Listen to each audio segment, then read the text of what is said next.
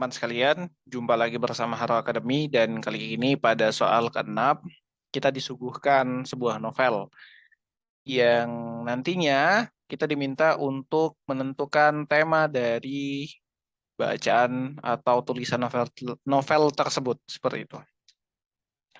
Nah, mungkin di sini yang patut akhirnya kita jadikan kunci dalam menjawab soal ini adalah emang scanning dan skimming. Baca dulu ya, setelah mungkin baca pertanyaan dan sekilas jawabannya, lalu nanti kita diminta untuk scanning dan skimming bacaan tersebut untuk menentukan tema. Nah, tema dalam kutipan novel atau tema itu sendiri itu merupakan intisari dari tulisan yang diangkat. Jadi kalau misalkan ada tulisan dengan beberapa paragraf, sederhananya adalah si tulisan itu pengen ngomong tentang apa sih? Itu makna atau inti dari tema ya. Jadi kalau misalkan ditanya tema itu apa, tema itu intisari tulisan itu pengen ngomong apa sih? Nah kalau misalkan teman-teman pernah di SMA ya punya kegiatan organisasi, nah itu pasti akan ditanyai tema kegiatan. Nah tema kegiatan itu adalah intisari dari kegiatan itu pengen nyuguhin apa sih, pengen pengen memakna, pengen memberikan makna seperti apa sih dan lain sebagainya seperti itu. Jadi intisari dari ngomong apa. Nah, ketika ditanya sebuah tema, tema kutipan novel dengan panjang banget di atas sebenarnya, maka kita coba lihat cara pandang seseorang terhadap orang lain dalam bersikap dan memahami sebuah keputusan. Apakah tersebut? Ya, sepertinya hampir serupa karena memang ada dua orang, satunya si POV pertama, satunya si Suki. Si POV memberikan nasihat kepada Suki dan lain sebagainya dan lain sebagainya dan lain sebagainya ke bawah. Maka coba kita hold dulu jawabannya, kita coba tahan, kita coba ke jawaban kedua. Pergolakan batin seseorang dalam menghadapi pendapat dan opini orang lain. Nah, di sini kalau misalkan teman-teman udah, saya beri waktu nih beberapa detik untuk scanning dan skimming.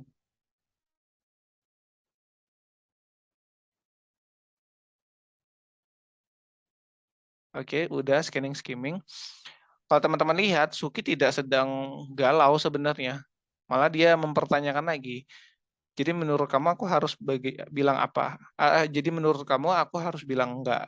Atau jadi kamu enggak memberi nasihat apa-apa dan lain sebagainya. Nah, yang satunya lagi ya menegaskan dan memberikan nasihat tanpa mengintimidasi ataupun dan lain sebagainya. Maka jawaban kedua kurang tepat. Jawaban ketiga, kepastian dan keteguhan prinsip dalam menghadapi beragam peristiwa yang terjadi. Itu juga kurang tepat karena tidak ada pergolakan sebenarnya. Selanjutnya, keputusan akhir tentang cara menjalani hidup menjadi tanggung jawab diri sendiri.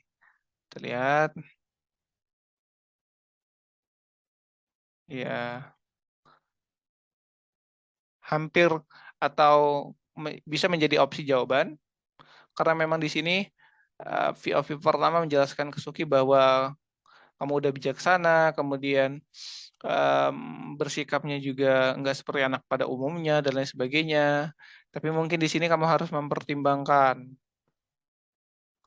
bahwa keputusan itu berdasarkan keinginanmu, bukan yang diminta anak itu. Karena memang nantinya em, keputusan itu akan menjadi keputusan yang nantinya hasilnya akan ditanggung oleh masing-masing seperti itu. Jadi dapat membedakan jenis. Nah, itu bisa jadi salah satu opsi jawaban sebenarnya. Yang terakhir, anak-anak harus dididik sejak dini untuk terbiasa mengambil keputusan dan menanggung hasilnya. Saya pikir latarnya tidak seperti itu sih, tidak seperti karena emang Suki udah dari awal bisa mengambil keputusan sebenarnya. Cuma mungkin membedakannya terlihat dari kalimat terakhir, mungkin ini bukan waktunya lagi kamu belajar mengambil keputusan, tapi untuk membedakan jenis keputusan mana yang harus diambil berdasarkan kebutuhan orang dan mana yang harus diambil berdasarkan kebutuhanmu. Jadi berbicara tentang skala prioritas, maka kita punya dua jawaban, dua alternatif jawaban. Yang pertama A, kemudian yang kedua D atau poin keempat.